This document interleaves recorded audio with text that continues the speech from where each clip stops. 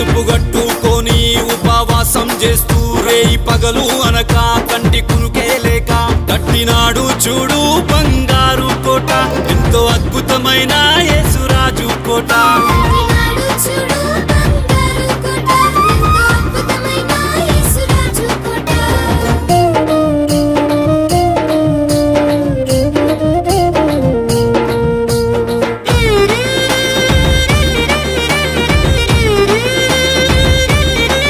దేహం కృషించిన చెమటే రక్తం అయినా పట్టు విడువకుండా ప్రభుని వేడుకుంటూ కట్టినాడు చూడు బంగారు కోట, అతి సుందరమైన క్రీస్తు జ్యోతి కోట.